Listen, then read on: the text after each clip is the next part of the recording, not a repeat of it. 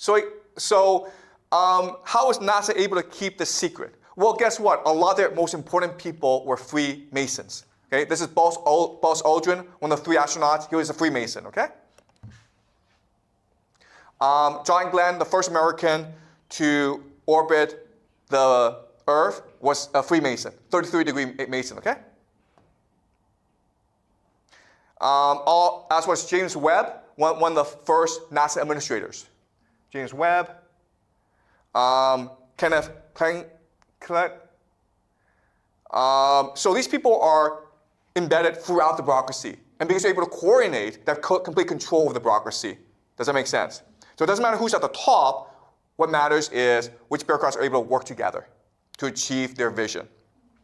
This is Werner von Braun. And he was one of the first NASA leaders. And he's a German. He was actually a Nazi who was brought over after World War II to help America build its space program. Okay?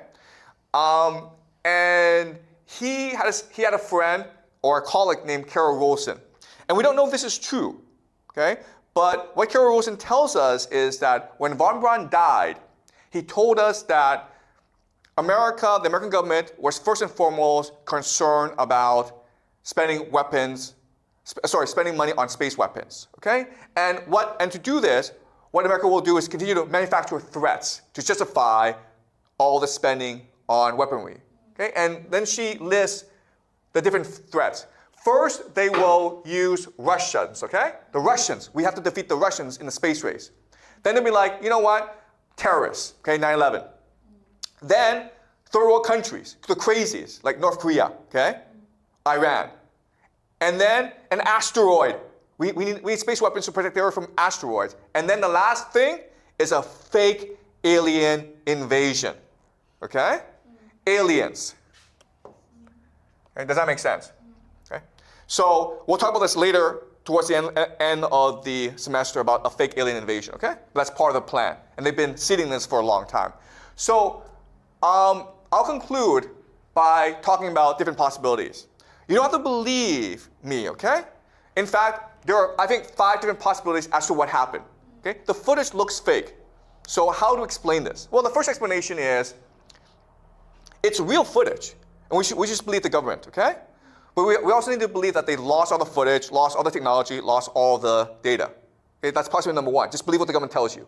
Possibility number 2 is America went to the moon, but the astronauts discovered too many secrets on the moon. Like there are space aliens on the moon. They can't tell us, so they create this fake footage, okay? That's the second possibility.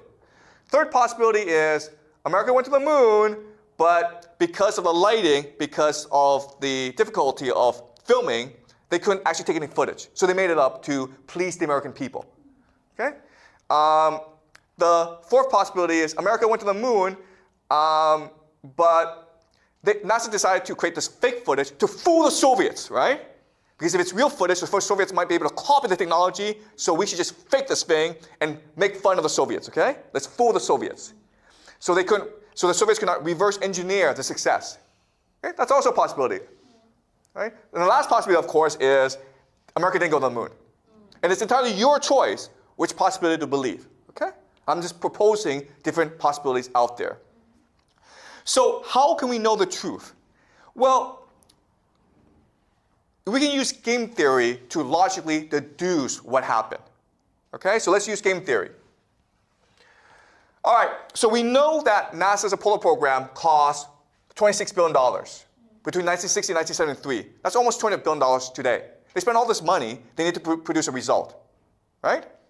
This is almost like 4% of all government spending in America. That's a lot of money. Also, you don't know this, but by 1969, America was falling apart for 3 reasons. First of all, America was fighting this pointless and hopeless war called Vietnam.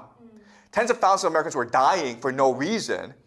Hundreds of thousands of young Americans were protesting in the streets. The American dream seemed to be dying, okay? That's the first problem. Second problem is that the Soviets were destroying the Americans in the space race. The Soviets were the first to send an animal to space, the first to send a man to space, the first to orbit the Earth, the first to walk in space, the first to send a lunar module to the moon. So it seemed as though communism was superior to capitalism. It seemed as though the Soviet system was better than the American system, okay? There's a real fear that the Soviets would get to the moon first, okay? And also the last thing is, remember, in 1963, JFK was killed. JFK was the prince, the king. So that put Americans in a very bad mood. But then later on, other prominent Americans like Robert F. Kennedy and Martin Luther King, they were all killed as well. So 1969, America was divided, was falling apart. People felt hopeless, right? So what this means is that if America sent a mission to the moon and all the astronauts died or they didn't get there, America would have been broken, okay? People would have been depressed. And so according to game theory, America could not afford to take the risk of sending people to the moon. If they died, if it failed, America would have looked like idiots. Okay? But of course, there's always a counter-argument. The counter-argument is, okay, this makes sense, but why did the Soviets call out the Americans and said, you guys faked this? Right? What? America and so Soviet Union were in competition with each other. Everyone believed America went to the moon, but there's a lot of evidence to suggest that America didn't go to the moon. So why did the Soviets tell the world? Okay? That I can't answer for you. All right? So I just leave you with this thought. Okay? But what I believe is, within the next 2 years, the truth will slowly start to come out. And you will see for yourself what really happened. So this class is not meant to tell you what happened. This class is just meant to give you different possibilities and give you tools to understand or figure out for yourself what might have happened, okay? All right? So any questions before we conclude?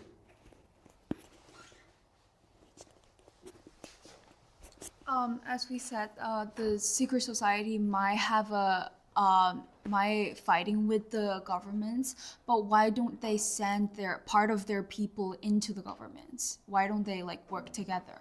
No, they are the government. Oh, okay, fine. Yeah, right. Because secret societies cannot exist outside of bureaucracies, right? They have power because they're able to coordinate within the bureaucracy in a way that other organizations cannot. Right? So only when the bureaucracy has reached a certain maturity, a certain size, can secret societies have true power. Right? So secret societies are the ones who control the government, basically. Yeah. Any other questions? Okay, great guys. So we'll continue this next week, okay? All right.